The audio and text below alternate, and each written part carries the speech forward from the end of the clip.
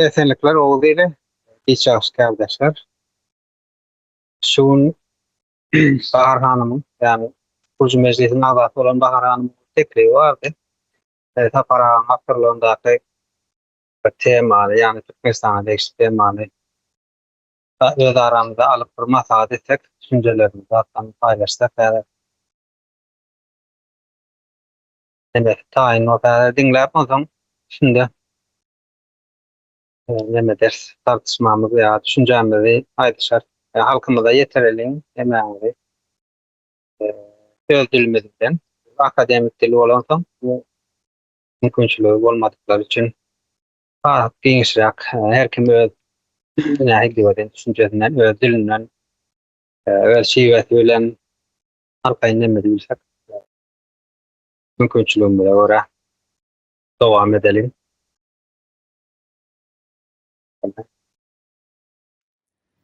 Salam. Bugünkü okajak tekstimizin ady Orta Aziýanyň özgeriş binagerligi. Awtory Sapar Yklymow, okaýar Cennet Hanım. Göz öňüne getiriň. Adaty kinolardaky ýaly bir binanyň ýykylandygyny pikir ediň. Ilki bilen aklymyza daş töwerege ýerleşdirilen dinamitler, kulagy keredýän partlama sesi we asmana galýan uly tozan buludy gelýär. Arasy birden bolup geçýän we göze görünüp duran weýrançylyk. Emma şol bina onlarça ýylyň dowamında kerpiç sessiz ümsüm içinden çüýräp ýykylyp barýan bolsa näme? Ine şol ýerde ýagdaý düýbinden ütgeýär. Sebäbi daşyndan seredeninde binanyň öň ýüzi owadan görünýär. Boyagy täze, aýnalary güneşde lowurdap dur. Emma düýbüniň betony eýýän çäwä örilipdir. Cemgiýetçilik nuktaý nazaryndan seredilende iň kyn anyklanylýan we iň hoply weýrançylyk hem hutşudur. Onu gözüň bilen görüp bilmersiň, teleýaýlymlaryň gyssaly habarlarynda da synlap bilmersiň. Ol diňe gündelik durmuşyň içine siňen agyrlyk hökmünde duýulýar. Bugün bolsa hutşul içinden çüýreýän guruluşyň anatomiýasyny we onuň ýüz ýanyndaky ägirt uly täzeden gurmak döwrüni düşündirýän ören täsirli seljermäni ara alyp maslahatlaşýarys. Garaşsyz ilmi başlangyç bolan X-Lab International tarapyndan taýarlanan giňişleýin bellikler öwrenilýär. Sapar Yklymow tarapyndan döredilen ve onuň kömekçisi Sultan Sanjar tarapyndan paýlaşylan bu materiallar ilkinji seredişden nevit geosiýasy hasabatyny meňzeýär. Emma içine çuňlaşdygyňça onuň diňe kartalary, serhetlere ýa-da hökümet düzümlerine degişli däldigini görýärsiň. Bu resmi namalar jemgiýetleriň uzak möhletleýän çöküşini ve mümkin bolan halas boluşyny düşündirmek üçin 3 basgançakly ýol kartasyny hödürleýär. Olar antropologik esas, siýasy geçiş, integrasiýa.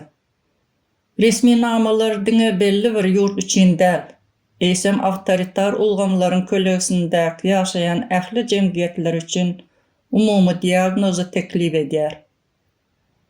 Hasabatyň iň esas pikiri şeýle. Binanyň näme üçin ýykylýandygyny düşünmek üçin diňe siýasy ulgamlara ýa-da ykdysady görkezijilere seretmek yeterlik däl. Onuň düýbüne, ýagny adamyň özüne seretmek gerek. Şonuň üçin ilkinji bölüm antropologik esas diýilip atlandyrylýar. Bu ýerde ören täsirli bir tapawut goýulýar. Çalt betbagytçylyk we hayal betbagytçylyk. Seljerme muny taryhdan belli bir mysal bilen düşündirýär. 1221-nji ýylda Merv şäheriniň Mongollar tarapyndan ýok edilmegi. Şäher kılıçdan geçirilýär, ýakylýar, kitapxanalar ýok edilýär. Bu hakyky manyda çalt betbagytçylykdyr. Fiziki ýok boluş bir näçe güniň içinde bolup geçýär. Emma häzirki zaman Türkmenistan ýa-da şuňa meňzeş awtoritar ulgamlarda başga bir görnüş bar. Oňa hayal betbagyçylyk diýilýär. Şäherler ýakylmaýar, asmandan ot toplary ýagmaýar. Emma jemgyýetiň ruhy kem-kemden başga usullar bilen ýok edilýär. Resmi namalara göre bu hayal betbagyçylygyň iň möhüm alamatlarynyň biri taryhy ýatlamanyň öçürilmegi we diliň ýoýulmagydyr. Dil pikirlenmegiň guraly bolmakdan çykýar we boş şygarlara öwrilýär. Bir jemgyýetde sözlerdiň döwletiň güýjüni öwüp ýa-da resmi dawaralary ýerine ýetirmek üçin ulanyp başlananda sözleriň çuň manysy ýitýär. Adamlar öz agyrsyny, arzularyny ýa-da nägileligini beýan etjek düşünjelerden mahrum bolýarlar. Dil ýönekleşdigiçe pikirleniş hem ýönekleşýär. Eger adamyň elinde diňe beýik düşman, dönük ýaly aşa çäkli şygarlardan sözler galan bolsa, ol çylşyrymly jemgyýetçilik meselelerini ara alyp maslahatlaşyp bilmez. Netijede meseleleri çözmek üçin ukuwy hem gowşaýar. Bu bolsa başga bir çökünlige getirýär. Resmi namalarda bu hadise keselligine ınamyň çökmegi diýip atlandyrylýar. Aslynda keselligine ınam jemgyýeti bir ýere jemlenýän ýelimdir. Goňşyňa, işdeşiňe ýa-da köçedäki näwelli adama bolan esasy ınam duýgusydyr. Biz howpsuz, biz birek bilen diýen duýgu. Resmi namalara göre awtoritar ulgamlar hut şu ınamy nyşan alýar. Adamlar birege şüphe bilen seredip başlaýarlar.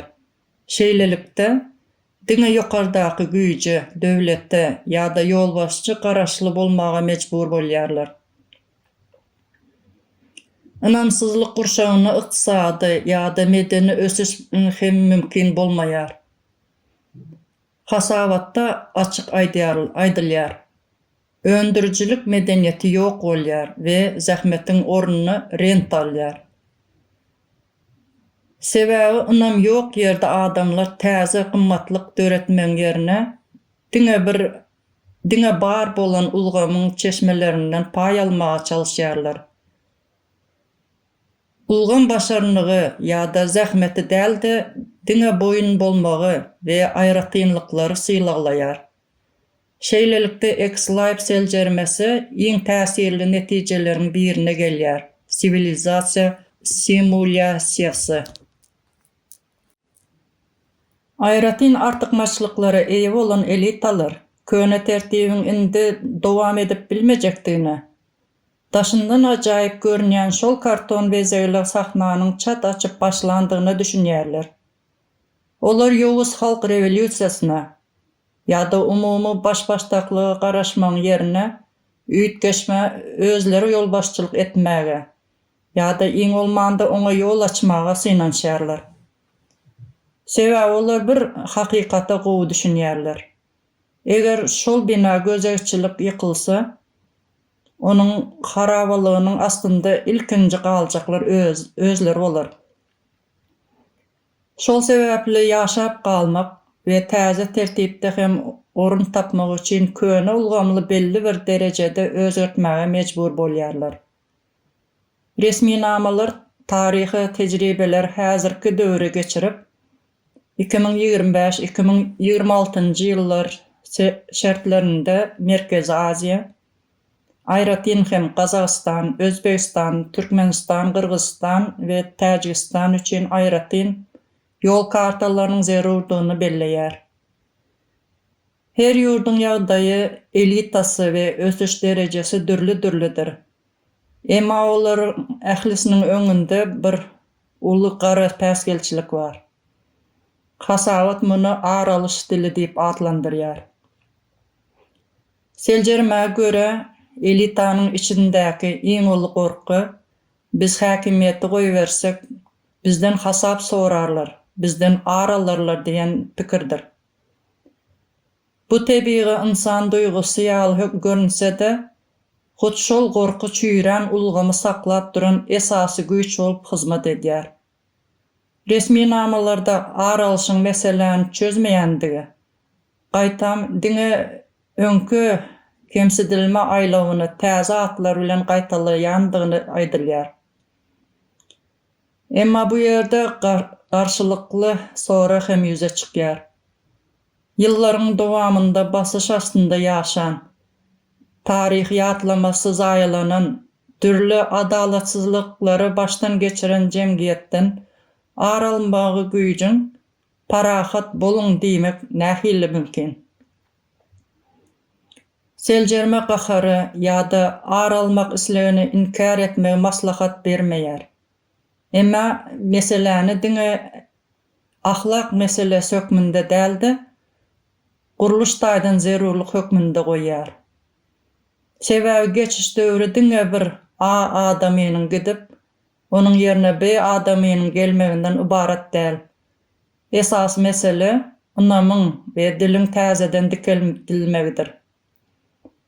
Eger täze tertip aralyş, hasaplaşyk we garşylyk ruhunda guralsa, onda öňkü ulgamyň bölüji we şygarlaşan dili dowam ettirilir. Şeýle ýagdaýda diňe atlar ütkäp, emma ynamsyzlyk saklanyp galar. Täze gelenler hem häkimiýeti saklamak üçin ýene gorky we baýlyk baýlaşmak usullaryna ýüz tutarlar. Şonuň üçin aralmak çüýren Hollywood demokrasiýasyna oda berip, onuň töwereginde ýeňiş tansyny etmek bilen deňeşdirýär. Emma dekorasiýa ýananda, onuň içinde sen galýarsyň. Gizlenmäge hakyky bina galmaýar. Şonuň üçin hem elitanyň hem garşydaşlaryň şol weýran ediji aýlawy döwmekleri zerurdur. Günorta Koreýa ýa-da Ispaniýa mysallary hem hut şonuň üçin getirilýär. Ol ýurtlarda uly jebirler çekildi. Ýöne ahir soňy aralşa däldi, institutlary we özara ynamy täzeden gurmagy üns berildi. Çünki aralyş bejermeýär.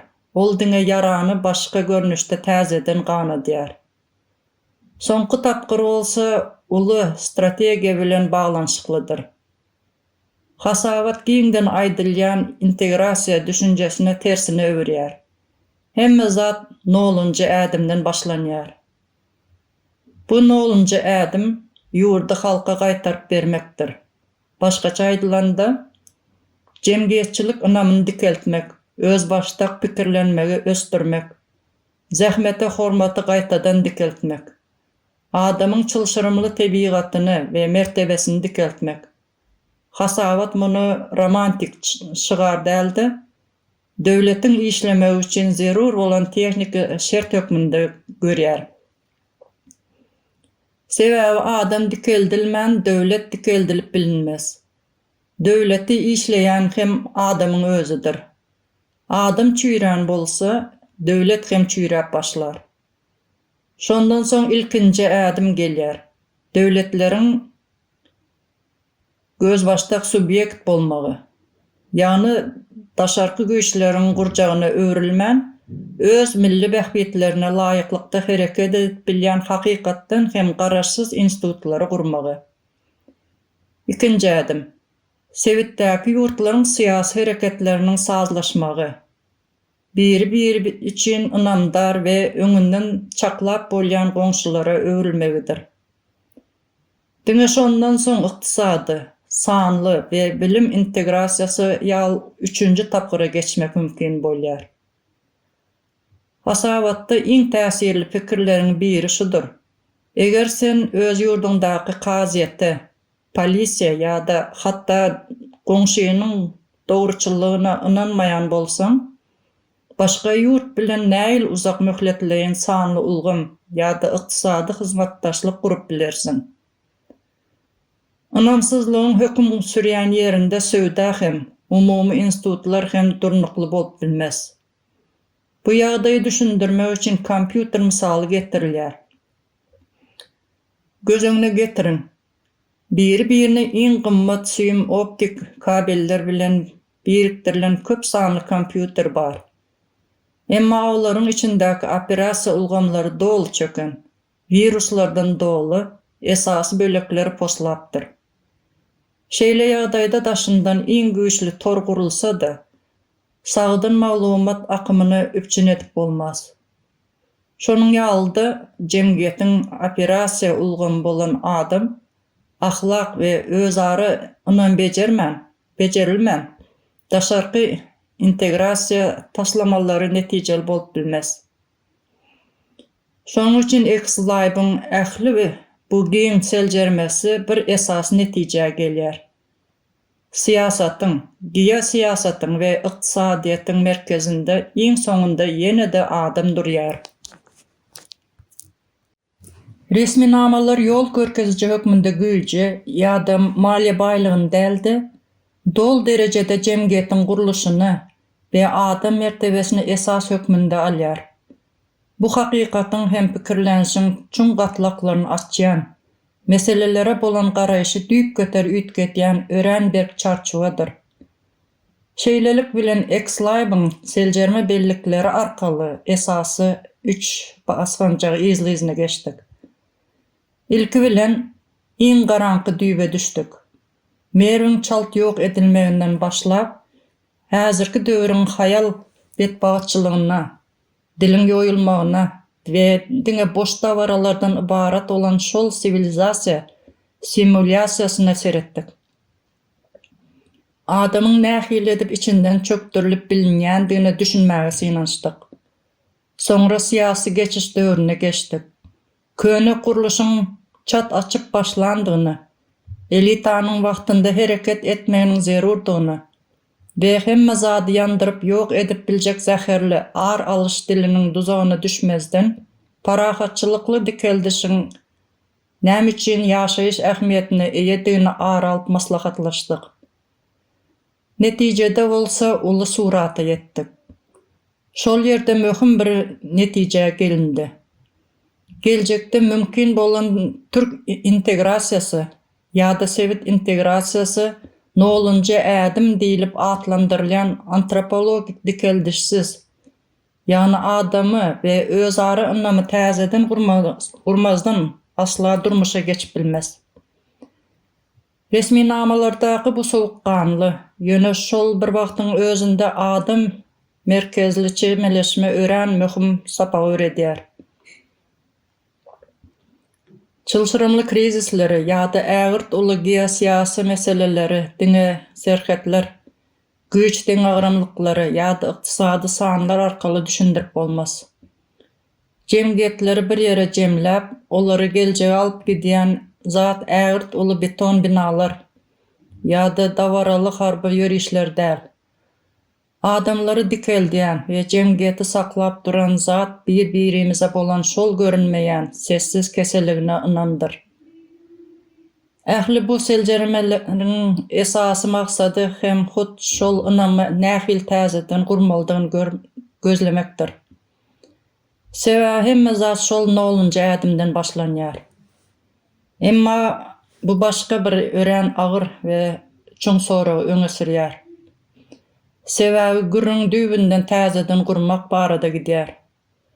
Şu sözleri okayan wagtymyz öz durmuşymyza, köçäňize we daş döwrüňizdäki adamlara seredip şu soragy özüňize beriň.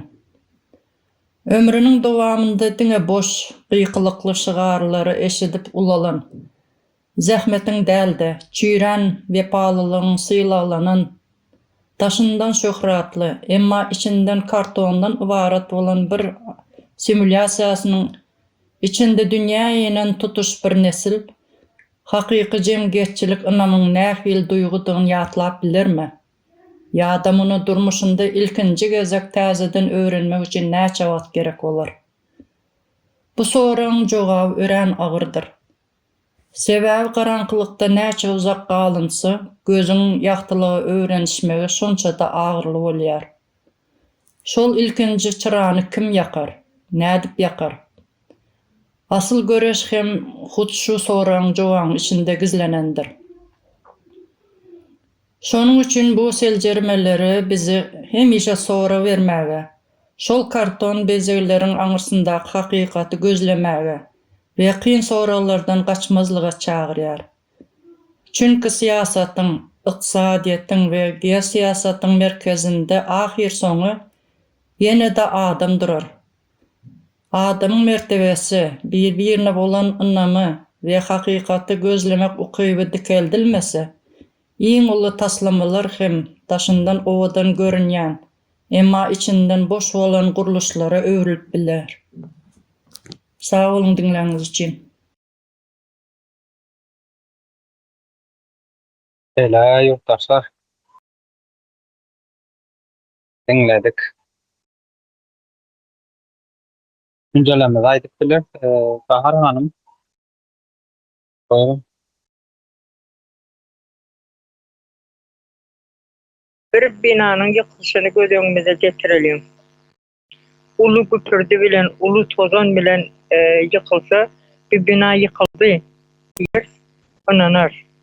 Ýöne bir bina ýykylmany ýuwaş-ýuwaş şüýredilen bolsa, geredenmizde owadan bina, penceresi kapysy täze, boýagy bar, ýalpyldap dur.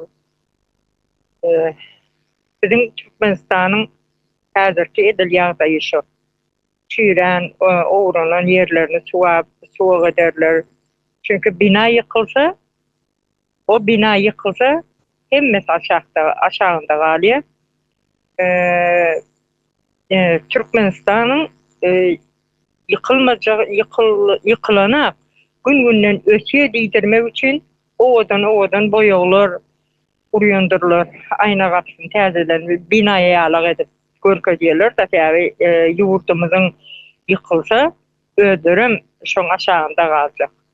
Diňe emelleme, halkyň gözüni boýamak, habarlarda diňe övgüli sözler, şäher gurduk, parlap, ösýäs, ykdysady tarapyndan has ösýäs, ýyldızdan geçtik, bolukdan geçtik, ýyldyza ýetdik, baýlykda 4-nji ýerde durýas diýip halky inandyrmak. Halkyň elini diňe şu bir yalan habary eşitip halkym soň habarlara seretmez bolýar. Sebäbi hakykat habar ýok. Erkin geplemez ýaly edip gorkasyna tutýarlar. Yüzünde parat edýändirler, özleriniň bellen bayramlaryny geçirýär.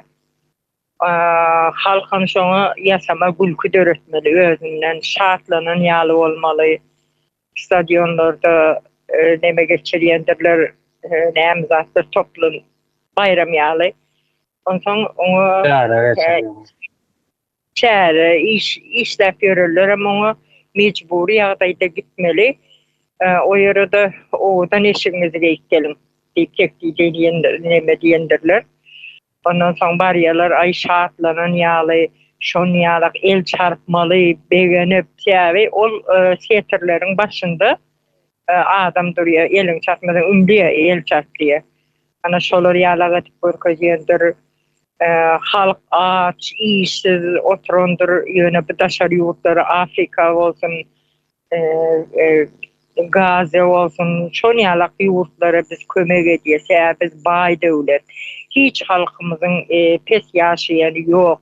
Baýlygymyz daşyna çogup ýatandan soň biz sygdyp bilmäni şu döwletlere de biz kömek edýäs diýen bir görkezmeli görkezýär. Halky gorka aşagyna tutýar, her wagtrak ministerleri türme atýandylar. Men haram edim, haram etdim, indi men gaýtalajak däl diýip çykar görkezýändirler. Bir ufajyk bir zat üçin ýa bilýärdi sen gymmat satypdyr diýip görkezýändirler. Olaram halkyň gözünde gork salmak üçin edýärler. Bir edara bir işiň düşüp barar, boýuňdan başyňa çelle teredip, sen o ýerde kemsit ruhuňy basýar. Mertebeňi peseldiýe, ondan soň halk bir ýere baran wagtyny geplemäne eýem dili basylýar şonuň. Ýuwaş-ýuwaş halkyň dilini basýar, hemme zatdan elini sowudy. Mekteplerde höwes bilen okuwçylar okuw gitmez ýaly, o ýerde de aýrymçylyklary bardyr.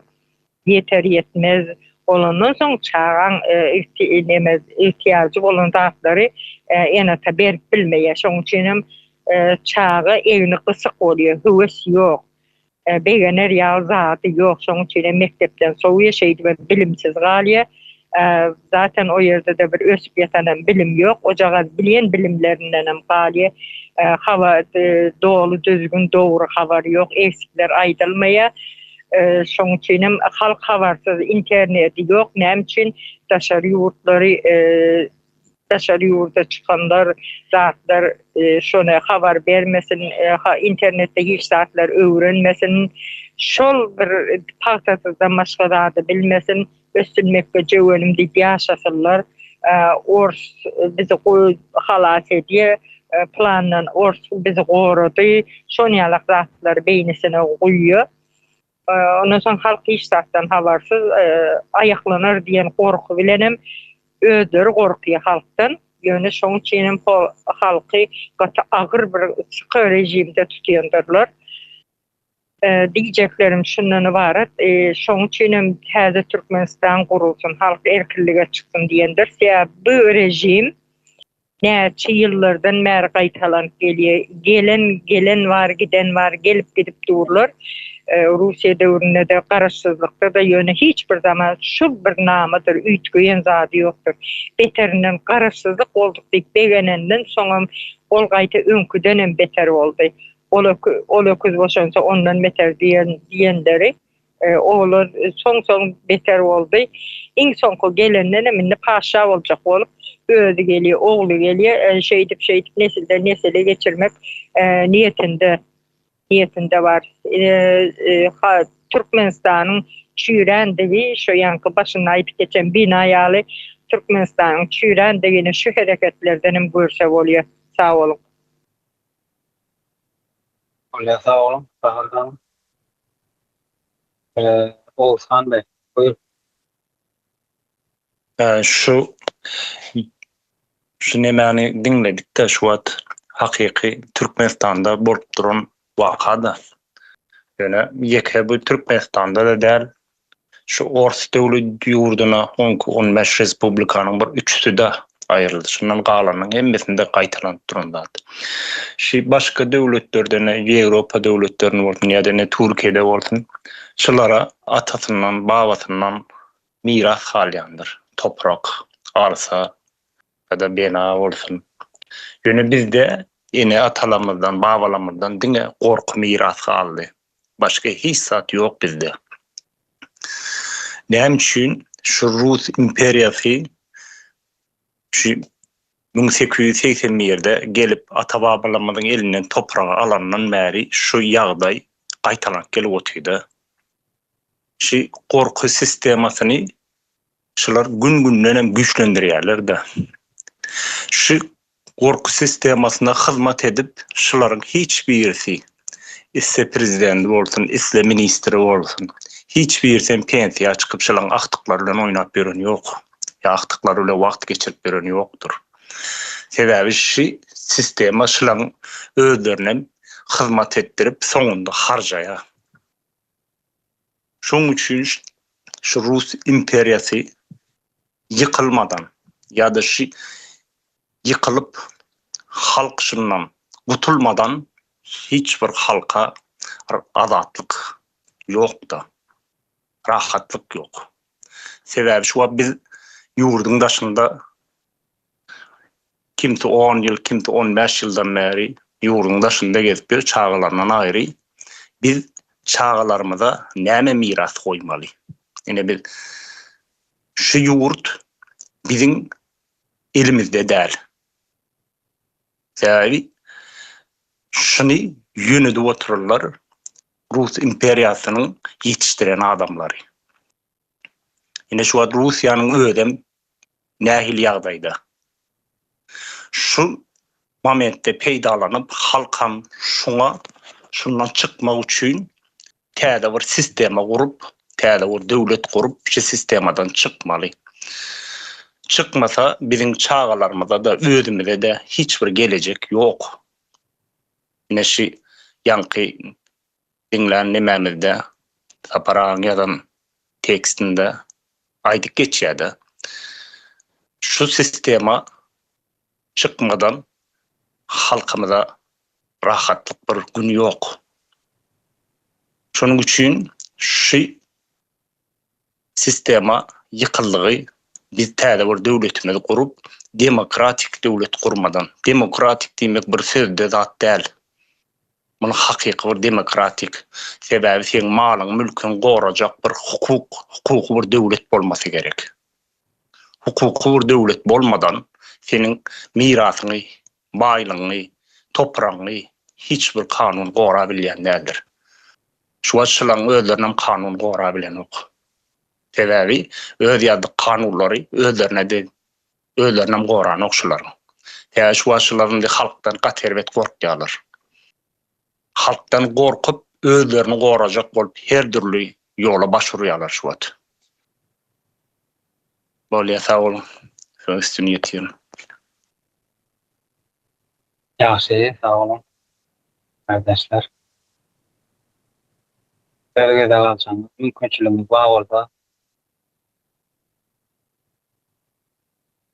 Cennet Hanım. Buyurun. Sağ olun, sözlerinize geçýärsi kardeşler.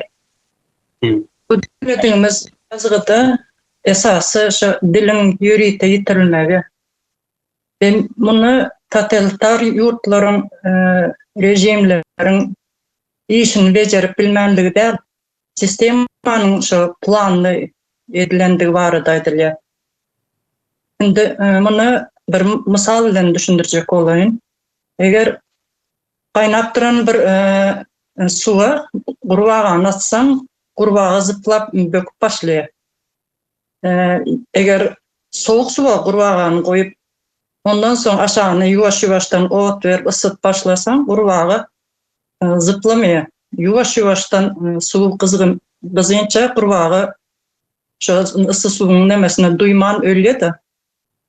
Edil şu misaldaky ýaly halk diliniň ýitirilendigini görüp bilmeýär. Dil ýitirilende adam özüniň geçmişine, taryhyny, kimligini ýitirýär eken. Sebäbi dil ýitende düşünje, pikir ýitýär. Şeýde jemgyýet içinden ýuwaşdan çyýrýär. Edil gurbagan ýuwaşdan ölşýär. Ýitirilen sözleriň ýerine boş propagandaly rejimiň işine geljek sözler bilen doldurulýar. Şu sözler bilen ýetişen nesilim bir-birine ynam galmaýar. Meselem samimi diýen söz var. Şu söz ýitirilen soň onuň düşünjesi de ýetip rejimiň isledigi hereketini et başlaýarlar. Ve muňa hayal betbagçylyk diýilýär eken. Şäher ýakylmaýar, asmanda ot toplary ýagmaýar. Emma jemgyýetiň ruhy kem-kemden başga usullar bilen ýok edilýär.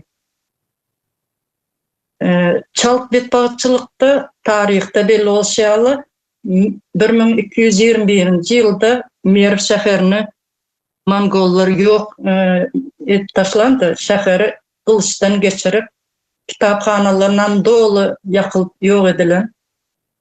Bu fizik yok oluş bir neçe günün içinde bolup geçýär. Dil ýitirilen jemgyýet hiç bir zadyň adyny da goýup bilmeýär we önümi öndürüp bilmeýär. Şol esasda ulgam jemgyýet bilen birlikde çökýär. Pikir etmesinler şu, emmesem şu bir gemide rejimiň çağalary bile çöker. Yani şondan totalitar ýurtlaryň rejimleri öz aralarında meselem Orta Azia Turan gurjak bolup berler. Yıllarça sesi bastırılan halk olsa yok ortada. Çünkü rejim bilen halkın arası kopuk. Ondan soň halk yok yerde Turan grup bolar mı? Ondan yok. Bu kopukluğun sebebi de korku. Biz hakimiyetli koyversek bizden hasap sorap aralırlar diyen fikir var. Şoň üçin Saparağa belläp geççi öz analizinde. Bu korkyň peýdasy ýokdugyny we şu noluncu ädimden başlamalydygyny aýtdy. Bu noluncu ädim näme? Ýurdy halka vermek, geçmişini, taryhyny we dilini gaýtaryp bermek. Bu usuly şu Günorta Koreýa we Ispaniýa ulan ýokary netijeler gazandypdyrlar da. Şulara aýtjakdym, sag ol, dinleňiz üçin. Öyle. Seni tanım sağ olun. Leyla Hanım buyurun. Salam kardeşler, hayırlı akşamlar. Hı. Bizeni Türkmenistanımız 4. yerde durupdu baylıkta dediler da. Hı hı. Lekin eskerlerini yemek yok. Kanını doymaydı eskerlerimizi. Ula eskerler bizeni paspanımız, bizeni korucu eskerlerimiz. Şulanı kanını doyup nahar yep bilmeydi. Bargan yerinde, eskerlikinde. Kaysını karama aç gezip aş kazan kesel bolup gelip durupdu. Ine Taşavuzda eskerler hazır gelip başladı hem yerdeden de şu Türkmenistanımız içinde. Taşavuzdan eşitkenlerimi haberimi aytında ata-enelerini çakırıp voyenkomat hemen yere çakırıpdılardan ini bu nege kol çekinler çağalarımız gelse armiyadan YouTube'da, TikTok'ta paylaşmanla ine çağamın şimdi yağdayda geldi demenle görsetmenle çağalarınızı görsetimimiz de kol çekinle depti. Yani şunu ettirip ata-enelerini çakırıp kol çektiripti bağalarını görsetmeslik için. Alindi bu eskerler geldi. Öler yağdayda gelip durupdylar. Kanı bizeni yurtumuzu baylıkta 4. yerde durganı. Bu mu? Bay yurtunu çağalarını karnı dok bolmy mı? Bay yurtunu näleri halkı başka yurtlara gitip kul bolup yürüyme? Çağalarına uzup yürüydü mi? İşsizlik yurtumuzda. İşsizlik, açlık şunu için hem halkımız başka yurtlara çıkıp gitti. Enatala, çağala karavsuz kaldı. Yaşlı enatalarına, babalarını, mamalarını kolunda kaldılar.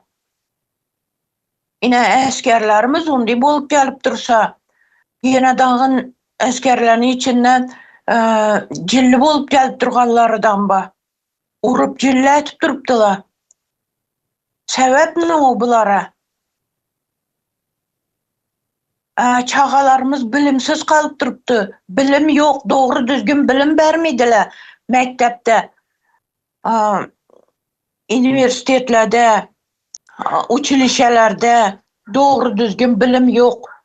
Sebebi mugallimlerini özleri bilimsiz çare bilen kutarganlar. O da var. Ana şimdi yağday yurtumuzu içinde. Ondan sonra yeniden hazır Taşavuzda sivet yok. Azanda öçerdi. Geçki 6-7 geçerli öçük boladı. Ne telefonla da gepleşip bilesen, ne bir kondisioner işletip bilesen, ne bir halajenik işletip bilesen. 100 saat işlemiydi. Bu bay yurtumuzda bolup durgan yağdayı altın əsrimizde. Bizden yurtumuz ösüp barıyatır, asmana yetti ösüşte, birincilikte durupdu, baylıkta 4. yerde durupdu dediler. Lekin Bizani yurtumuz halkı bilen birge beraber çöküp barýatyr. Yurtumuzam yok bolup gitmese boldu. Bulanı kolunda, bu rejimni kolundan. Şulanı içinde bulanı polis bolup işlep bulara hizmet etip yürgen, bu rejime hizmet etip yürgen polislerini, miliselerini, organ işgärleri, MHM bolsun, başkası bolsun, medisina işgärleri bolsun, mugallim işgärleri bolsun, bulanı çağalardan bize bilen bir gemede. Şunu için şulara yüzlenemen. Bu halkın tarafına geçinle, sizeni çağalarınızam gelecek ki bizeni çağalarımız bilen bet beraber bizeni çağalarımızam armiyaya getip kesel bolup gelip durupdylar. Açlıktan aşkazan kesel bolup gelip durupdylar. Sizeni çağalarınızam şundan bolup geledi. Ya alıp kalıp bilmişler çağalarınızı armiyadan. Bu rejimni özlerini çağaları armiyaga gitmediler. Armiya degen zatını görmegenler. Ola armiyanın yerine başka yurtlarda gezip eşuçirat etip şunday maişette yürüydiler. Sizani çağalarınız bolsa kesel bolup eldinize gelediler. Bir ömür ilvenit bolup gelişlerem mümkün. Şunu düşünseňizler, halk bilen birge bolunlar. Halkın tarafına geçinler. Halkın arkasında durunlar. Bize niş etseken bu rejimni yok etmelimiz. Bulanı dibi damarı bilen yakı vermeli. Şu derecege gelip durupdu. Bula bizeni toksuz koydu. Bir zatlarımız durup bilmeydi halajenikde de yığlaşıp durupdylar. İssi su içemiz, soğuk su içebilimiz, 40 derece issilik hazır yurtumuzda hep durupdylar. İnşinde halkımız yanıp durupdy hazır. Kime açacağını bilmeydiler, kime derdini açacağını bilmeydiler. Polis işgärleri yine dağın göz göreke görüp durupdylar. Şunu görüp hem bu yoldan kayt, tohta bu yoldan gitme dep ayta bilmeydiler. Bu nege? Yine dağın ulara koşulup özleri şu yoldan yürüydiler. Bula da sağ bolun şunu açacak edim. Ya sağ olun. Böyle. Şöyle kardeşler, yurttaşlar. Eksayırlarım materyali akademik dilde yani bilim dilinde. Kardeşlerim dilinde mürmene devam ediyorlar.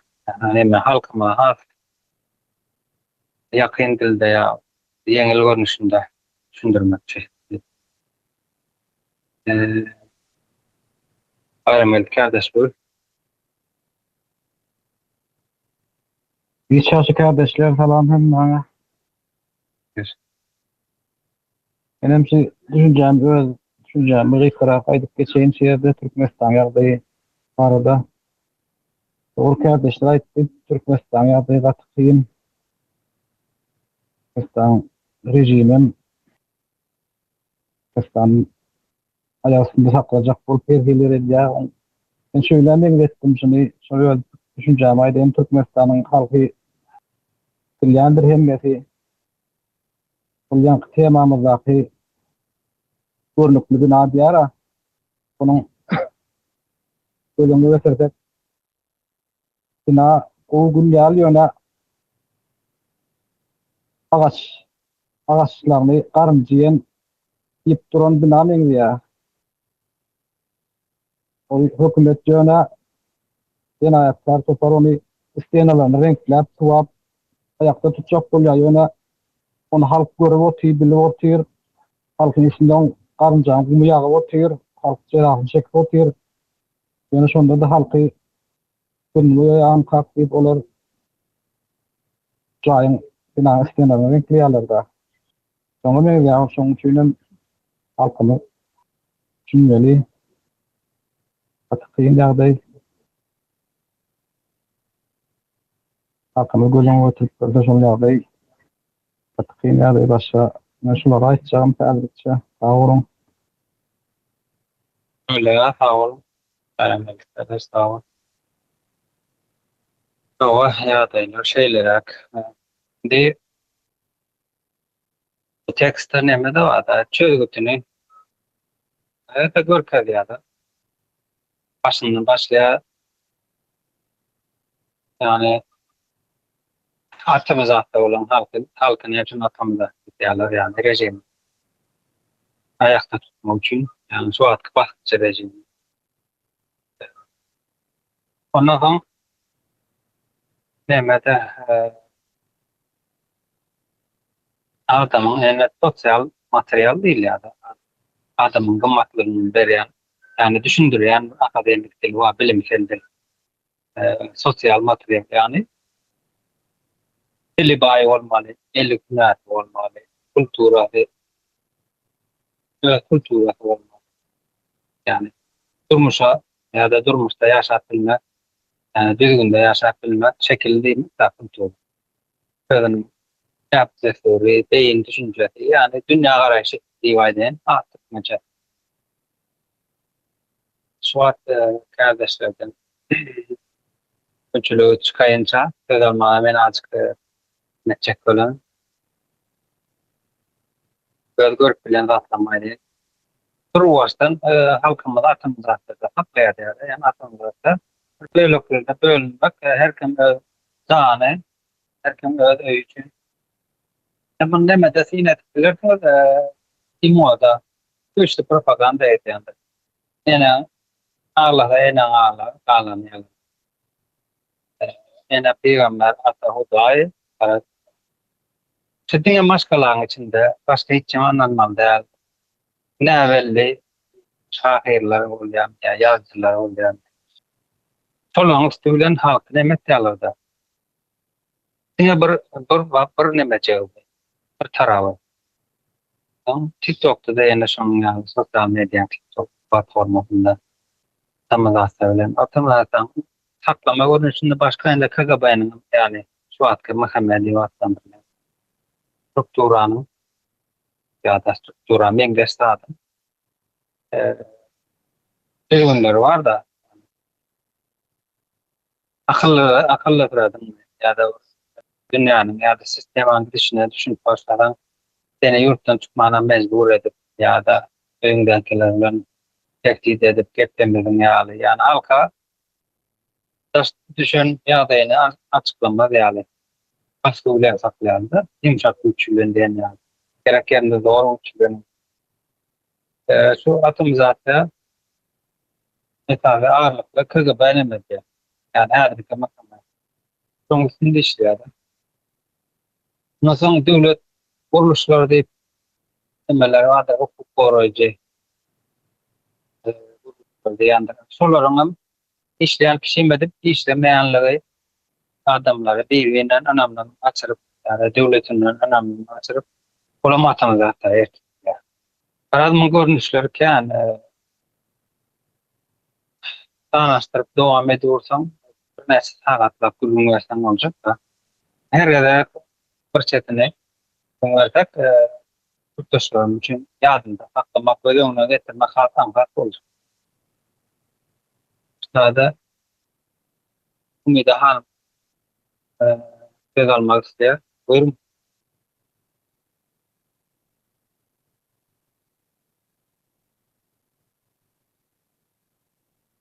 Söz bana verdinizmi kardeşler? Ava. Sağ olun, yaxşı kardeşler, ildeşler. Bir yıl aranızda yoktum. Katı ulu gelişmeler boluptur. Teknolojiya ilerleyen. İzine yetişip olan yok. Bir yıl bundan önce beni alıp gittiler. Provokator deyip bana üstümden şikayet etti. Beni koramalı Türkmenistan'ın devleti beni şikayet edip yurt dışında beni Türkiye Cumhuriyeti'ne şikayet etti. Beni içeri aldılar. Şu bir yılın içinde katı goğu gelişmeler bulan hazırında oturup şuları düşünen de hazırına üzerine çıkıp gürlememize gerek yok. Yapay zeka gürlep duran. Şimdi Türkmenistan'ın konsulu yapay zekanın mı izine düşecek? Şu aklıma geldi de hazır. Espri olsun dedim.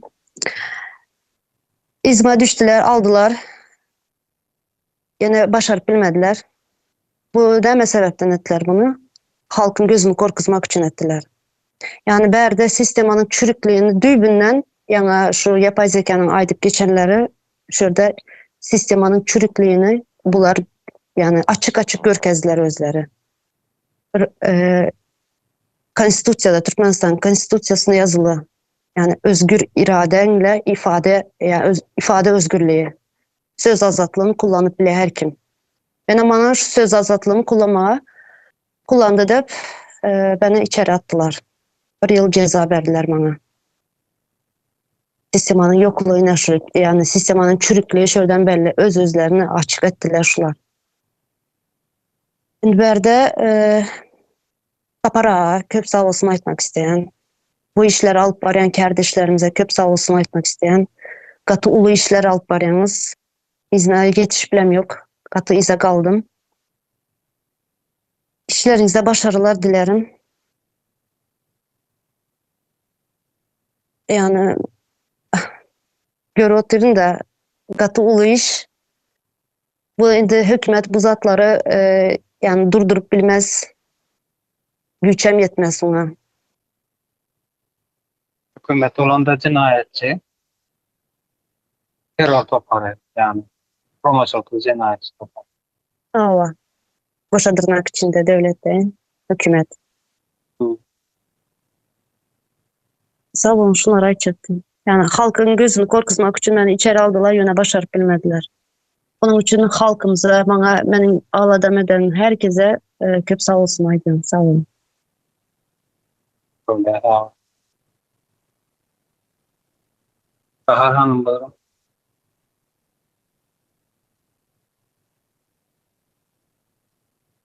Devleti çiğrettiler. Özlerinin vazifesem elinden gitse halkın önünde cevap verecekler. Halk bizden hasap sorar deyip şoň için halkı korku aşağında salıp birem mollulu girendir ara. Sabır edin, şükür edin. Yani mescid Allah'ın öyüdür. O yere varıp dilek edin. Öwliyalere gidin. O yerde dilek etseniz ne beriye deyip halkın dine büyümemek. Halkı uklatmak da halkın ağını ösmesin, gözü açılmasın. Haysi tarafı gidip bariye yurt. Gün günden tese düşüyor. Bay devlet deyip övüne gariplikte birinci yerde doğuş diysen ama oluyor. Şu Aşgabat'ın özün bezav oturandır, arkadağı şehir öz adını koyup oturandır, özü gidecek yerine oğlunu tayarlayandır. Bu paşalık bir devlet değil bizim yurdumuz. Özünü paşa edecek olup aydımçılar önünde aydım keçeydirin sultana deyip halkın gözünü öğreniştirmek. Birem utkoları vardır, ayakları halkın arasında gezip yine bu gitse oğlu geliyor, daşarı yurtta okak geldi, bilimi ösün devletlerin hatırına koşacak deyip halkı aldamak bilen bir yalan propagandalar yürütüyorlar. Halkın umid ediyor. Sözü dinlenmeyen halk, ukladılan halk, tarihi elinden alınan, dili yoyulan, bir bilen fikir alışıp bilmeyen, siyasetten gepsen gepleme ak diyen gördün mü, görmek diysen hemme zaten spiyensin, bilemek diyen söz seni koruyor, beladan spiyensin deyip bir onandırıyorlar. Hatta mektepte de söz aydılıyor. Bir okuçun siltese sen şoň arkasında durup şoňa şayat bolup hakykati ýüze çykarjak bolsaň mugallimler aýdyndyr ak diýeni gördüňmi göremek sen buňa goşulma diýip. Ine bu mektepden hem öwredilýär çağalary. Diňe öwle aýlan diýip mollalar hasam öňde durýandyr. Şoň üçin halk näme halk hakyny talap etmänem bilmez ýal etdiler. Sen hakyny talap etsen kanun barmy? Ýöne konstitusiýada ýama o gaty gowzatlar ýazylan halkyň erkinligi, söz azatlygy, ýeri elde girmesizdir halkyň diýip. Ýöne şo özüni hökümetli oturan goşudurnak üçin hökümet ýöne hakykatdan jenaýetçi terror topary halky eziyen halkyň düşmandyr. Bular halk hatta halkyň öz mellegi ýokdur. Bir yerden jaý salsa indi bir ağza aşa ýetdi diýenler jaýyny ýekendiriler. Sebebi bir zada yetmelder. Soňam jaý saljak diýip oraş gezmeli. O jaý çöküp materiallaryny alyp başga ýerden melleg alyp jaý saljak. Başga ýerden melleg alanda näme o mellegan seniňki der. Şuňa akyly yetmez ýal derece ýetirliýe halkymyz. Sağ olun. Sağ olun. Allah rejim tatlı başka rejimi devam olan adayla izledilen okumasın ne mağaçın ne yaptı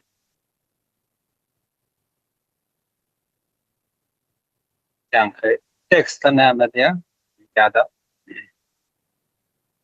tekst yazılı ne de dünya bir dakika hemen aydın geçiyor. Anlısı para sözlerin hem de alımların ya da yazıcıların araştırmaçıların hem de işlerin üstünden toplanan muhtemeler da temalar. Ondan ben her sözlerin adıyla seçeneği tamamladım. Şimdi doldurun. Dil hakkında etmek istedim. Buyurun. Sağ olun kardeşler. Hemenize salam. İldeşler size de salam. Hova. Bu temaların hemmesine serediyas belin bölek bir parça görünüşünde emetkâda. Hemmesini birleştirsen bu bütün bedenin emetkâda emele getiriyor. Hova. Aytmak isteyen zadım. Şimdi bu yankı aydılıp geçilen sözlerin hemmesi genel doğru. Ama şu sebepleri ne etmeli yani näme sebepten şeyle bolanlığını göz yetirmeli. Onun için hem islendik bir teknoloji olsun, sistemi olsun. Şunun bozulanlığını ya da nerede sistemanın hatasının o kemçiliginin barlığını bilmek için ilk bilen sistemanın näýelik işleýäni bilmek gerekli de. Ondan soň nähil ýollar bilen şu sistema bozulandygyna göz ýetirip ondan sonra işler tamir, işler sistemany düzeltmek, bolşýalyk, bolmasaýalyk etmek diýip gözüňize getirilim. Yani aýtjak bolan bilmeden tarihi bilmeden bu zatlar näme bilemiz ok. Yani halkımız umumy şu Türkmenistan'ı täzeden gurjak bolsak hem halkımız hem biz şu ady Türkmen bolsa hemmesi ilki bilen şu tarihte näme bolup geçenler bilen ilki bilen yüzleşmeli. Nämeler bolup geçipdir. Nähilek sistemalar üstümüzden işlenip şu adam dowam edip gelýän şunun suutnamaları bilen ortaya çıkardık da aslında Saparağa ortaya çıkardı.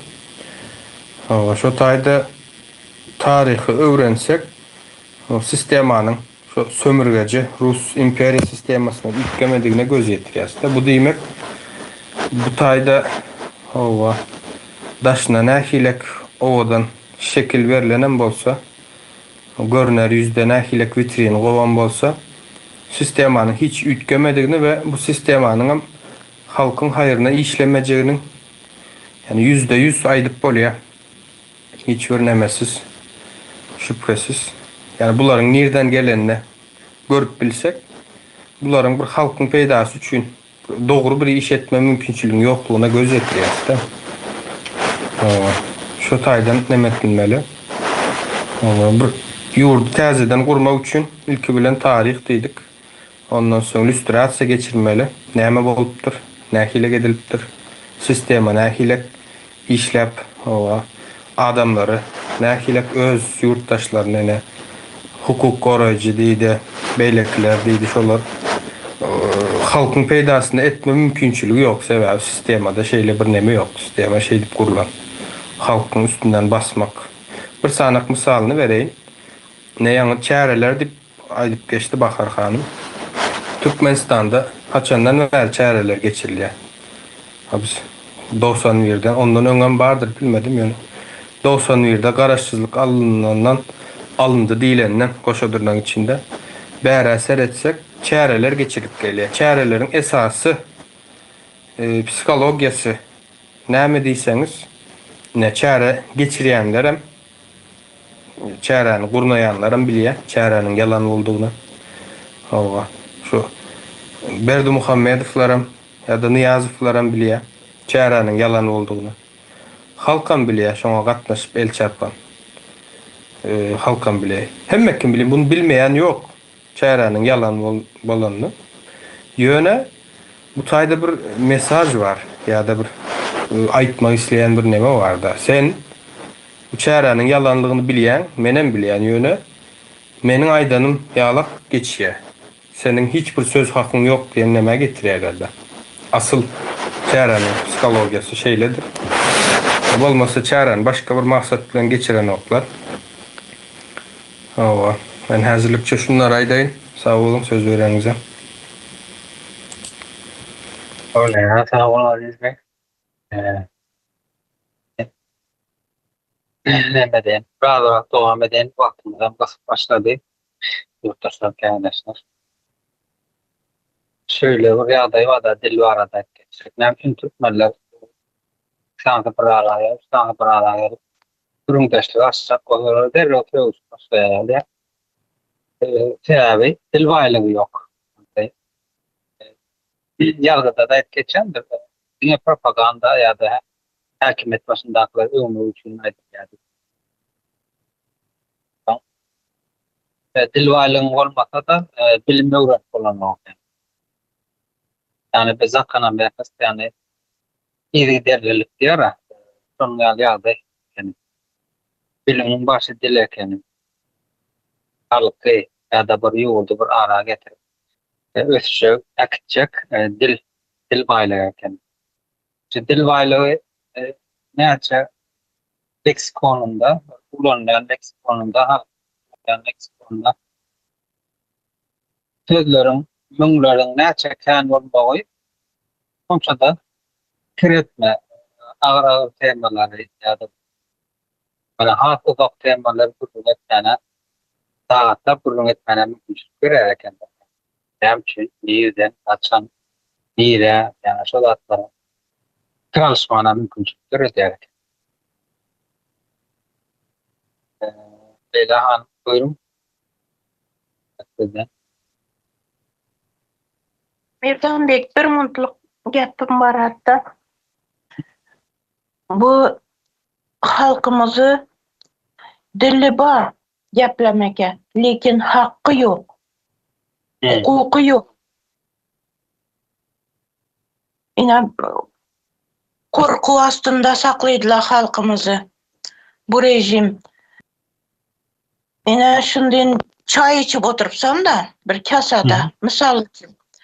Şunu diýdi, şorwa bu, çorwa içip oturupsan tabakta da baytajaksan diýdi. Şunu sen aýta ölmisen, yok o bu çay bu kasada çay içip oturupman da bayta ölmisen. Şularnın näsi bilen sen buyruky bilen hawa çorba içip oturupman diýjeksen şu tabakta.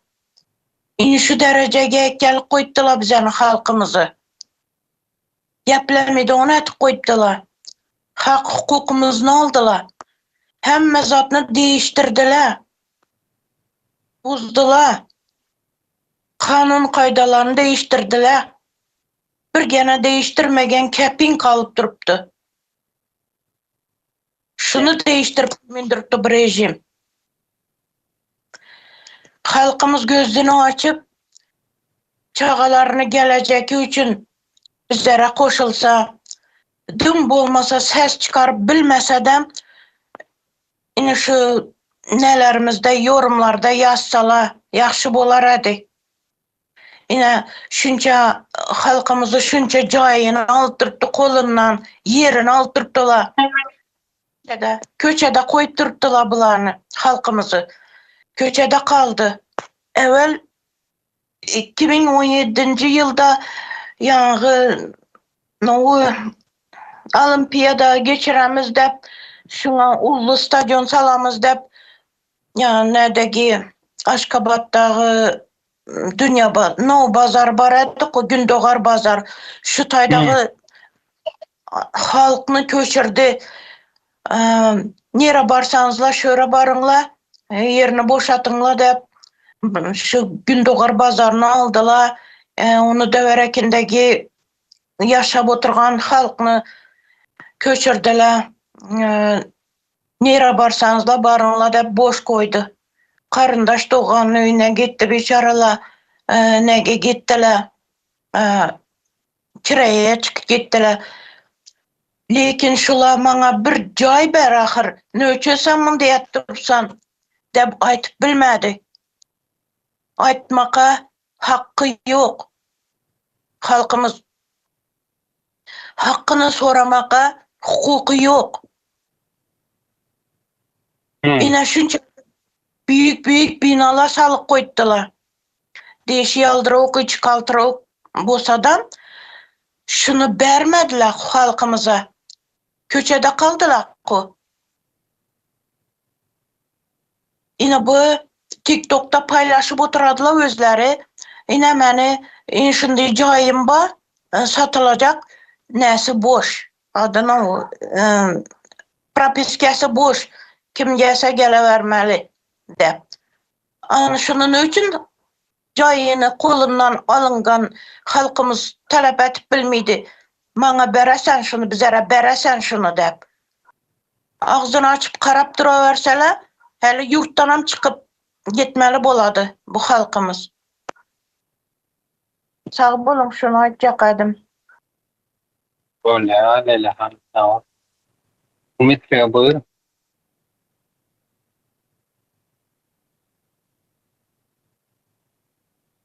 Mikrofonumu kadar mikrofonumu. Bağışlan Merdan Bey. Söz vereniz için sağ olun. Değinilmeli bir yer olan için elimi kaldırdım, söz aldım. Şu konstitusiya var. Yani Tücca Hanım'a aytıp geçti. Konstitusiyanın düzgünlerini halk talep etmeliği için hazırki Goşadırnağı içindeki cenayetçi hükümet konstitusiyanı halka karşı olan otur. Hükümet, cenayetçi hükümet tarafından terk edilen, yani görünmezden gelinen halkı da kulçuluğa, yurttaşına uğradılı oturda. Yani kulçuluğa, bu modern kulçuluk yine Türkiye'de ya da daşa yurtlarda da görüyorsunuz. Bir yere işe girmek için sağdan, çepten, boydan surat verilendir. Yani bu bir düyüplü tarihi olan Türkmen için bir namus bu. Namus, öz yurdumuz, öz toprağımız bar vakti bir, yani bir toprak, bir maşkala, cenayetçi maşkalanın nemesine, gazabına maruz kalıp munyalı kısır döngü içerisinde dönüp dururuz da yine Leyla Hanım'a aydıp geçti. Boş propiskada caylar. Bu kısır döngünün bir misalı bu. Seredin beri daşır yurda gelen kulu olup kulçuluğunu eden anırdan cay alayan yurda gidip yine de şu cayını satıp yine cay maşını için yurda daşır yurda çıkmalı olayan da kısır döngü içerisinde. Bu cinayetçi toparlar halkımızın da ünüsünü şuna çekmeyi isteyen Nihir'de bir kanı bozuk, bir halka zulüm edip bileyen adam bağ olsa şunu daş töreğine toplap öz nämesini, hökmürawanlygyny berkide oturan bir jenayatçy hökümet bar. Muňa mysal bolubam şu Döwletjan Ýagşymuradowyň 3-4 günden bäri habar alynmaganlygyna halkymyza bildirmek isleýän. Bunun edeni halka kömek etmek. Olan üçün Aşgabatda çağırılýan. Bulam şu özünün açan kalbasynyň sehyndan halkymyza muht kalbasa paýlanlygy üçün. Eğer zulüm edýän bir adam bolan bolsa şu özlerine hyzmat etdirerdiler. Yani ona hiç saat etmezdiler. Halka kim kömek edýän bolsa, yine Milli Halas Ediş Komitetiniň azalarından da bolsun, yine bullaram bu sebäpden zulüm görýändir. Indi Sapar aganyň aýdýan zadından uğralıp menem şunu isleyen bu yine Atatürk'em şu sistemana yerine koyan yine 125-130 yıldan beri Türkiye devleti bilenem uğraşan hükümet olsun, daşarı güçler olsun hiçbiri halka ziyan getirip bilen değildir. Sebebi Atatürk ne etti? Halka topraklarını tapulu bir şekilde verdi. Yani her bir maşgalanın şu bir özüne tapusu bilen berilen maşgalanın şu böleginin hükmürawanlygyny halk öz eline aldı. Yani hekimiyet berdi dine geçici bolup geldi. Yani Sapar aganyň proyektlerinden birem şu. Ya halkymyzy näme çağıryan, güçlenip baryan bir ağaca goldaw bermeleri, arkalarında durmagyna ve kollarına girmeyine çağıryan. Yani sizin her bir like'ınız, her bir komentaryanız halkımızın bu zalimlerden kurtulmağı için en ulu güçtür. Ama şulara ayıp geçen sağ olun.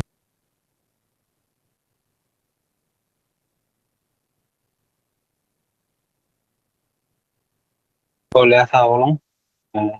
Aziz Bey. Hakkınız değil mi? Sağ olun, sağ olun. İldeşler, kardeşler şu sayda Leyla Hanım aydıp geçen nemesine men karşı bir neme aytmak isleyen düşünüklü bolması üçün. Elbette edýän nemeleri doğru değil, aýdýanlaryňyzyň doğru ýalňyş değil ýöne biz bunu düýpli almamız gerekli, düşünüklü bolması üçün bunu aýtmam gerekli. Yine dil näme üçin önemli? Yine halk bilenok diýdiňizde näme üçin bilenok? Bilmedigi üçin şu zatlar bolup geçip dur. Näme üçin bilenok? Sebäbi dil baýlygy ýok. Dil baýlygy, dil işlenmedik türkmen dili. Eger işlenen bolsa taryhy öwrenip biljek. Hakyny, hukugyny bilenok diýäňiz, hakyny, hukugyny bilmek üçin hem dil gerek. Söz gerek. Sözlemler gerek, manysy bilen bile. Ondan sonra şu sözlere dil baýlyk bolan üçin, sözler bolanlyk üçin ýa-ni hakyny, hukugyny bilýär. Yani eneden doğulan adam hemme zady bilip doğulmaya diýip aýdylýar halk arasında. Şol sebäpdendir. Adam özünü geliştirýär. Dil baýlygy bolanlygy sebäpli özünü geliştirýär, hak hukugyny bilýär. Hak hukugyny bilen üçin hem bu edilýän zulümlere ya da haksızlıklara ses çıkarıp bilýär. Yani bu taýda dil önemsiz diýmek ýalňyş meniň pikirimçe. Dil gaty önemlidir. Gal verse de Saparaga kän gaýtalak geçýär dilin önemini. Ya da bu ýagdaýlaryň näme üçin beýle bolup geçýänligini. Esasy düýbüni görüp bilmeli, tapawyny görüp bilmeli. Gaçak bolýanym. Häzirlikçe şunlara aýdyn, sağ olun. Öyle sağ olun Aziz Bey. Söz gerek Arslan Bey'de. Buyur. Sağ olun Berdan Bey. Şu sayda men gözüme ilen yeri yani eski olarak aydıp geçer de intikam deyip aydıp geçer de bu Türkmençe'de ağır olan doğru değil mi? Hı. Şimdi seyredin ne için korkuyorlar bunlar? Evet, şunun yalı yerlerinde yatır. Hani kardeşlerimize aydıp geçti de yani başkaları ayırdılar, çağlardan ayırdılar deyip de Bular näçe nesili şunu ýaly edip ýaşadyp gelýärler-de. Ýaşadığymız gulçulukda saklaپ gelýär şu rejim. Şu bir çağa Enes atasy ösde indiki şu çağa nesil öndürüp başlayan wagty bular ziyan berici bolup geçýärdi. Köp böyle, köp katlı. Çünkü Enes atasy ös oturanmy cemgiyetin guruluşuna has ziyanlı oladı. Şu näme diýmek, şu cenayet diýmek şu. Indi gelin bunun belki taraflarından alıp seyredip görelim. Mesela yani yaş neslin Enes atasını kulçulukta işledi oturan. Bu en atalarının buların mertebesini yere döküp oturan.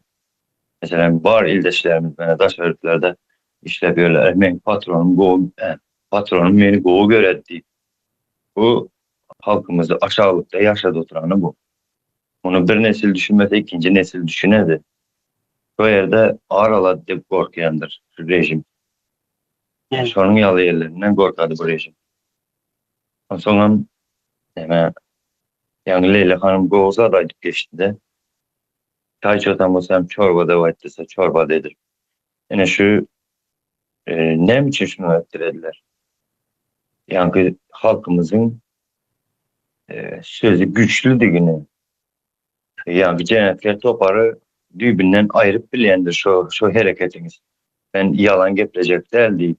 Yani yalan durmuşta o yaşayacak değil dediğiniz doladı şu yurttaşlar. Şu zatları ediliyotan size karşılığı ediliyotan cenayet onun için hem korkuyandır. Yani sistemadakiler. Mesela eskerlikten gaydan vakti en ataya gol çektir oturan. TikTok'ta ya YouTube'da yine bir de paylaşacak değil değdirip. Bu hem cenayetin ulusu. Sebep o sizin oğlunuz, o sizin nesliniz. Sonra şunu yalı editoran için bu hem cenayetin ulusu. Şunu piyalı yerlerinden korkuyandır cenayet. Özlerinin cenayet editoranı. Rejim. Kuramaçılık, terör toparı. Ekatiken misallar var bunun. Yankı. İntikamda yani yerine misal getirsen de. Meşrular açacaktım sağ olun. Sağ ol Hakan Bey. Kardeşler. Söz alacak yok olsa men de deyim. Cemlayın. Sağadmadan bir nefes olur. Şöyle o riyadayı var da yankı. İştirak yani dahiliyadıydı. Düşünüyorlar da iştirakta geçiyordu yankı. Biraz olanda o tarih açık ortamlar. Bilgi edinmek. Geleceğini seyretmek. Onun için illüstrasyada kim şu rejime hizmet eden olsa barice ceza çekecektir ya da tribunala gidecektir. Onun yani düşünmem. Yani illüstrasyada yankı tekst nemede daytera yazıda. Burada şu sistemanın gaydıp şeye yine de dolanıp halkın üstünde gelmez yani ümumuna şereti ya da yani kültürel antropologa, sistem antropologa yani adam bol bilme şeklini götürüyor ya da hakikaten şöyle bir üstüratsa geçeceğinde yine de şu sisteme dönüp gelmez yani Türkmen öz kültürünü aylanıp gidip barar yani ya da öğretmek için Türkmenlik uğraşlar üstüratsa geçilmeli yani bu yani abi bir gamayet geçti tarihle yüzleşmek. Şu tarihle yüzleşmektir bu. Onun için üstüratsadan korkup çekinip görmeden adamların yaramaz olmağına da her sistemanın kuruluşu mecbur etti ya da yaramaz. Bakın şolar sisteme hizmet edenler şu toprağın oğulları, şu toprağın kıyıkları näçe gowadygyň bolsa şu sistemde işlete emedilen nokta, eline işlet gelen nokta. Şöyle dediğimde işlemene mecbur etler. Çünkü üstürastadan çekinip korkup nemet görmenden mecbur geçilmeli yoldur. Yani geçer İspanya bilen Buna tasarıya şöyle çiğli şöyle geçti diye. O üstün akılın nemesidir. Hareket. Sade akıl ya da var cahilin aklı olanda aralış. Üstrasan aralışa uğruttular. Yani e, şöyle düşünen, benim şöyle düşünüyorum. Doğru düşünüyorum. Aralış nemesi değer ol. Üstadda. Halkın beklediğine ziyan verilecek sisteme kayıt gelmez yani. Ve ondan bir hareket toplumda var yani. Tabii belki alacak mı sana? Merdan ben şu lüstratsana birazcık koşup bilerim mi? Mümkün Aha, olsa. buyur buyur. Ne ildeşle bir misal vermek isteyen de. Ne bir çayxana gözünüze getirin. Restoran deyin tapağı diyor. Hı. Restoran işlep dur. Ondan sonra eyyesi restoranını satmağını makul bile yapmak isteyen restoranı. Ondan sonra başka bir adam satılayanı bilip gelip şu restoranı alıyor. Alan vakti bir sistema var doğru mu? Yağdaya göre ütkep bile yöne köplenç şol duruşuna devam ettirenler bilmedim edilemedem o. Köplenç təze eyyesi satın alandan sonra Çin'in sistemasını ütkediyor özüne göre. Ha, kəvirde ütkeşmeler zatları getirip bile. Kəvirleri hemmesini bolşunda duru baştan ütkediyor da. Hava. Öz sistemasına geçiyor. Yani düşündürmek isteyen zadım risk açığa, lüstratsa näme bizim düşünüp dilimizde yine Göktepe urşundan öňe bizim bir tarihimiz, medeniyetimiz, bir kültüramız bardy. O bolupdur. Bilmeýänem bolsak tarihte, öçürlenen bolsa başka gaýnaklardan alyp şuwa çykaryp nämet öwrenip bolýar, öwrenmek isleýän üçin. O Rus imperiýasy bizi basyp alandan soň öz sistemasyny yerleşdiripdir. Ve o sistemanyň nähilekligini o kän misallar var bilmek üçin. Ne yan aydık geçti abi. Güney Kore'ye deydi. Yeniden bir yurtların artları geçti. Şu tayda ne ediptirler? Ee, Elitler özleri şu sistemanın devam edip bilmeyeceğini göz yetirip ütkediptirler. Şimdi şu 81'den bärini alsak ya da garaşsızlıktan bärini alın. 91'den bärini alın. Hiç tapağı diyor. Näme görýäs? Şu sistema hizmet edenler o güçlü olsun, edermen olsun, bilgili olsun. Hemmesini şu sisteme sonunda yok etti ya. Hiçbirinin sonu gowy değil. O bir sany iki sanak bolaýmasa. Demek bu sistema bize peýdaly değil. Halk üçinem şu wagt üstümüzde jenaýetçi topar üçinem prezidentler üçinem. Buna göz yetirip bu sistemanyň ütgemesine kömek etmeseler özleri yok bolýarlar. Bunu gaýtalap oturmana hiçem gerek yok. Bu sistemanyň bolmaýanlygy belli. Indi lüstrasiýa diýmek bu sistemanyň öwrenip, bilip, nähilek işleýänine göz yetirip, ondan soň bu sistemanyň ütketmek diýmek. Yani ýanky restoran mesalyny berişmeýärler. Bir restoran täze eýesi ütkedýär içine. Şekilini ütkedýär, oturuşlarynyň yerlerini ütkedýär ýa-da käbir goşmaçalar girýär. O belki gowy bolsa ya da düýümden ütkedýär başga bir restoran, başga bir hyzmat bermek üçin. Yani aýtjak bolýanym lüstrasiýa diýmek, yani gyskaça biz öz dilimiz bilen aýtsak da men ýönekey diýip näme aýtdym. Aslında has çylsyrymly we çylsyrymly diýdigim özüne göre nemeleri var. Etmeli, goýmaly işleri var. Onu hukuk goraýjylar, sud, hakimiyet, prokuror diýen ýaly özünün yetkili adamları bilýärler. Yani bizim düşünüp bilmemiz üçün düşünüklü bir dilde aýtsak, öňkü sistemany aýyryp, öwrenip, ilk bile nähilekligini bilmeli, öwrenmeli, ondan soň aýyrmaly we täze öz sistemamyzy gelişdirmeli, getirmeli. Diýmek ýani lüstrasiýa diýmek. Cemledim, sağ olun. Öyle sağ ol. Hadi. Kardeşler onda sade